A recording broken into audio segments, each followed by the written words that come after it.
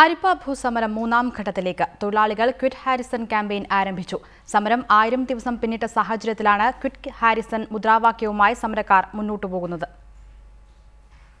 കർഷകന് കൃഷി ചെയ്തു ജീവിക്കാൻ ഭൂമി നൽകണമെന്ന മുദ്രാവാക്യവുമായി അരിപ്പയിൽ കുടിൽകെട്ടി സമരം ആരംഭിച്ചിട്ട് 1000 ദിവസം പിന്നിടുകയാണ്. ഈ സാഹചര്യത്തിലും സർക്കാരിന്റെ ഭാഗത്തുനിന്ന് അനുകൂല നടപടികളൊന്നും ഉണ്ടാകാത്ത സാഹചര്യത്തിലാണ് ക്വിറ്റ് ഹാരിസൺ എന്ന മുദ്രാവാക്യവുമായി സമരം അടുത്ത ഘട്ടത്തിലേക്ക് നീങ്ങുന്നത്. പണമുള്ളവന്റെ പിറകെ പോകുന്ന സ്ഥിതിയിലാണ് സർക്കാർ ഉൾപ്പെടെ. അനധികൃത ഭൂമി കയ്യേറ്റങ്ങൾ ഒഴിപ്പിച്ച് കർഷകന് ഭൂമി നൽകാൻ സർക്കാർ തയ്യാറാകണമെന്ന് സമരം ഉദ്ഘാടനം ചെയ്തുകൊണ്ട് ജസ്റ്റിസ് ശ്രീദേവി ആവശ്യപ്പെട്ടു. ഇവിടെ ആളുകൾ ചത്താലും വേണ്ടില്ല, എന്ത് ചെയ്താലും വേണ്ടില്ല, പണം കിട്ടണം. എല്ലാവർക്കും പണം മാത്രം മതി. പണം കിട്ടിയാൽ എന്തുമാകാം ഇവിടെ എന്നുള്ള സ്ഥിതിയിലാണ്. പാവപ്പെട്ട നിങ്ങൾക്കൊന്നും കൊടുക്കാനില്ലാത്തതുകൊണ്ട് നിങ്ങളെ തഴഞ്ഞു.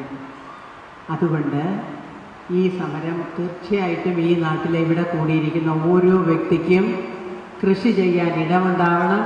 അതിലേക്ക് വേണ്ടി ഹാരിസൺ എസ്റ്റേറ്റ് സർക്കാർ പിടിച്ചെടുത്ത് നിങ്ങൾക്ക് വീതിച്ച് തന്നെ മതി. കൃഷിഭൂമിക്കായുള്ള കർഷകന്റെ സമരങ്ങളോട് ഐക്യപ്പെടാൻ സർക്കാരും ഇടതുപക്ഷവും ജുഡീഷ്യറിയുമെല്ലാം തയ്യാറാകണമെന്ന് ആദിവാസി ദലിത് മുന്നേറ്റ സമിതി നേതാവ് ശ്രീരാമൻ കൊയ്യാൻ പറഞ്ഞു. ഒരു ഭാഗത്ത് ക്വിറ്റ് ഇന്ത്യ സമരം പറയുമ്പോൾ മറുഭാഗത്ത് ഹാരിസിനെ വിടുതല ചെയ്യുകയാണ്. ഇത് തിരുത്താൻ തന്നെയാണ് ആക്സിസ്റ്റ്പാർട്ടി ഉൾപ്പെടെയുള്ള ആളുകൾ ഇവിടുത്തെ ഭൂമിയുടെ മണ്ണിന്റെ യഥാർത്ഥ അവകാശങ്ങൾക്ക് ഭൂമി കിട്ടുന്ന തരത്തിലുള്ള പോരാട്ടത്തോടൊപ്പം ഐക്യപ്പെടാൻ തയ്യാറാവണം.